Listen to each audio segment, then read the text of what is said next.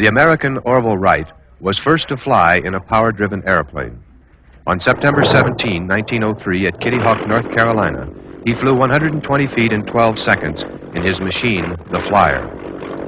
Gabriel Vincent of France experimented with gliders at Berck-sur-Mer in 1905. He later used pontoon-fitted gliders at Billancourt and Lake Geneva. Alberto Santos Dumont, one of the great pioneers in aviation, flew 200 feet before formal observers from the Aero Club of France at the Bagatelle Cavalry Grounds in Paris on October 23, 1906. He bettered this performance on November 12th with 270 feet in 7 1/2 seconds and 721 feet in 21 2/5 seconds. On November 13, 1907, Paul Cornu lifted himself and his helicopter-type machine a few inches with a 24-horsepower motor. On June 7, 1907, President Theodore Roosevelt flew with Orville Wright. In congratulating Wright on his achievements, the President expressed his belief in the importance of the future role of aviation to the world. Aviation was born in America, but it was in Europe, and particularly in France, that it had its greatest early growth. In addition to the accomplishments of Vincent and Santos Dumont, Maurice and Henri Farman were early airplane builders as well as pilots. In 1908, in France, Léon Lavasseur built the Antoinette, one of the best-known and most reliable aircraft of its day. It was a monoplane powered by a 58-horsepower engine. Rebuffed at home, the Wright brothers demonstrated their Wright Flyer near Le Mans, France on August 8, 1908. Disbelief in the Wright claims was dispelled, and the plane was purchased by France. After France, Italy was one of the first European countries to become interested in aviation. On February 9, 1909, De Lagrange of Rome formed an aviation club and invited Wilbur Wright to bring his plane to Rome to give flying lessons to Umberto Savoia, Prince of Italy, and Mario Calderara, who was to become one of Italy's most famous aviators. Santos Dumont, during September 1909, exhibited his aircraft, the Demoiselle. An aviation meeting was held by the champagne industry in August 1909 in France. Henri Farman won the distance prize.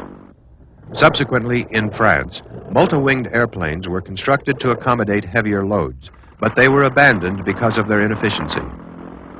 On July 25, 1909, the French pilot Louis Blériot was first to fly the English Channel from Calais to Dover and won a prize of 4,000 francs. The Blériot single-seater high-winged monoplane used on this flight is now exhibited at the Museum of Arts and Crafts in Paris. It was powered by a single air-cooled engine. On March 8, 1910, Baroness Dremont de la Roche became the first woman to receive a pilot's license. Also in March 1910, the first hydroplane was built by the French engineer Henri Fabre and flown over the Bay of Marseille. Nicknamed the Canard, or Duck, it was powered by a 50-horsepower engine and weighed over 800 pounds. On September 23, 1910, Peruvian Georges Chavez was first to cross the Alps.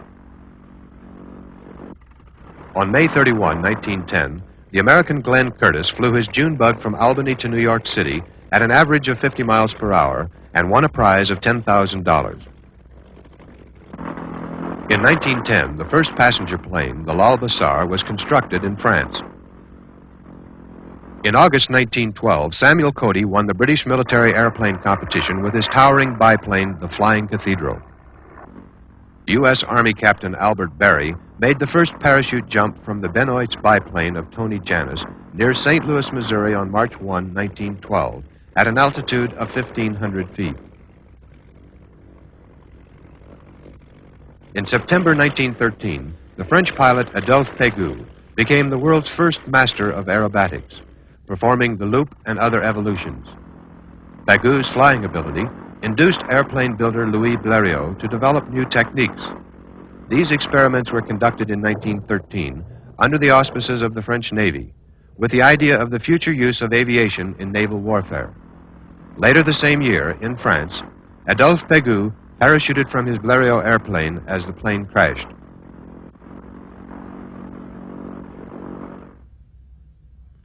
The year of 1914 marked the dawn of aerial warfare with the start of World War I.